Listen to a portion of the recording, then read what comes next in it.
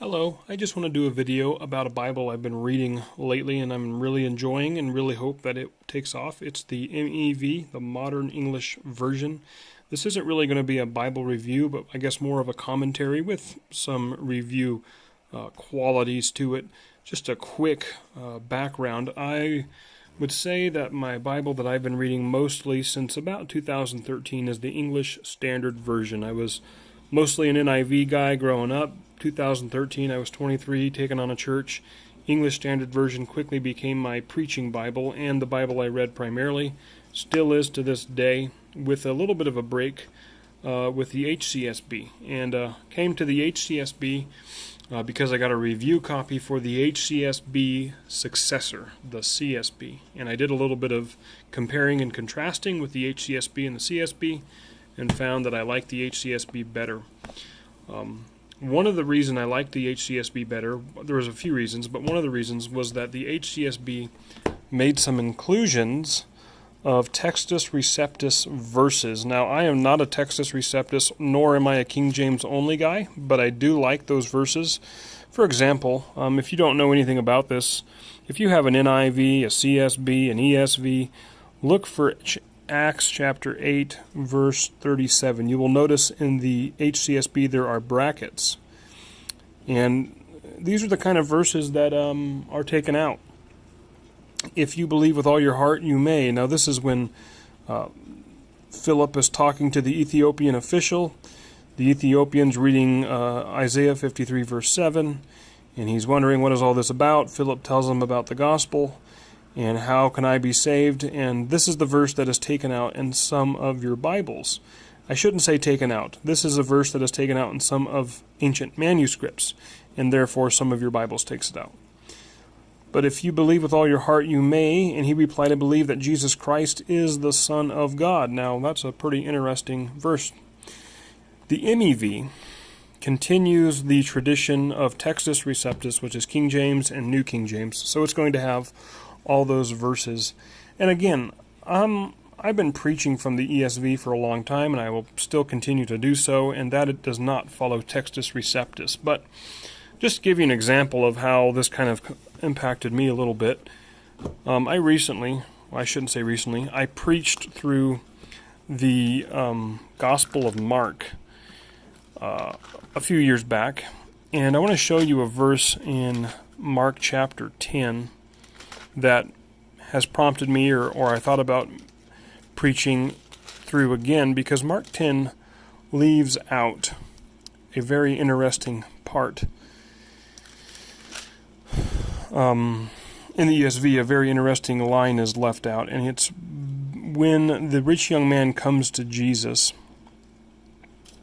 Jesus says back to the rich young man, after he says, I've basically done all these things, Jesus said, looking at him, loved him, and said to him, you lack one thing. Go sell all that you have and give to the poor, and you will have treasure in heaven, and come, follow me. Now, look at that, again, with me, in my giant print MEV. This is the second MEV I got recently. Love the giant print. Would highly recommend it. Mark chapter 10. An interesting line that is taken out of the ancient manuscripts that influence the ESV and NIV, and basically every other Bible except for King James, New King James, and MEV that's used today. So Mark chapter 10, same verse, and I'm going to call, if I ever do preach another sermon on it, I'm going to call it the interruption of the cross, and I think you'll see why. Jesus, looking upon him, loved him, and said to him, you lack one thing. Go your way, sell whatever you have, give to the poor, and you will have treasure in heaven. And come, take up the cross, and follow me. Compare that to verse 21 again over here in the ESV. Go, sell all that you have, give to the poor, and you will have treasure in heaven, and come, follow me. Come, take up the cross, and follow me. But anyways, what I like about the MEV, Textus Receptus translation, reads a lot like the ESV. If you're familiar with that, you will love the MEV, and I would say is even a little bit more clearer without lacking any hindrance to literalness, if I can use that word. This is definitely a word for word translation, literal translation. Comes in only a few shapes and sizes right now. I hope it takes off. I hear they're going to do a revision to it, and so I first got this one. It's called a thin line. Got it for about $20 on CBD. Pretty decent size font. It has a lot of cross references, and on each page. You may have not noticed that. You may have noticed that it's not in the giant print, but that's okay because I think ESV does the best cross-reference system, but these are nice. There's really no quirks about it. You can learn a lot about it on an MEV Bible group that's on Facebook. I invite you to come to that. And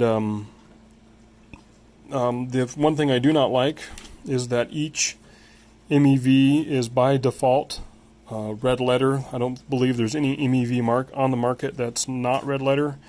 And if it were up to me, I'd just make the entire Bible red letter because I believe every word is just as authoritative as the words of Jesus. But that's me personally. And so this is very compact. I do bring this to Bible studies. And then this one I usually just read. MEV has kind of become my primary reading Bible, and really love the giant print. And I'm only 29 years old, and my eyes are fine, but I guess I'm used to reading everything on a screen, so I just love the giant print. Really jumps out at you. So, yeah. If I could sum up the MEV in a few words, it's like a ESV Textus Receptus. It stays true to the King James and New King James. I've read the MEV in group Bible studies where the ESV or the NASB or the NKJV have been read and followed along just fine. The Bibles are beautiful, hardly any ghosting in my mind. Well, I guess a little bit of ghosting, but still readable. And great quality Bibles, really cost efficient. And there are no bents to it. Now, there are some people will point out that Passio, which is in turn part of Charisma House, they do put out these Bibles, but the actual copyright is actually, these Bibles were first made by the English government for the military. And there are no theological bents. You don't go and find people speaking in tongues wildly where they shouldn't or anything like that. So there's no Pentecostal theological bents. In fact, the biggest MEV supporter on YouTube is a guy called Bivocational Christian. I check him out, and that guy is Baptist, and he loves the MEV. And as he would say, and I echo along with him, that there are no weird theological bents in their translating process.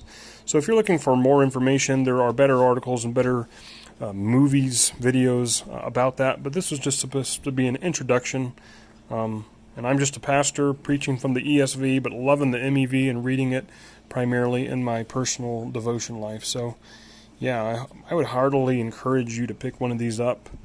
They're very cheap. You can find them at a lot of bargain stores because I think these guys are working on a revision just to make a few slight corrections that they have since discovered. Nothing to concern you, really.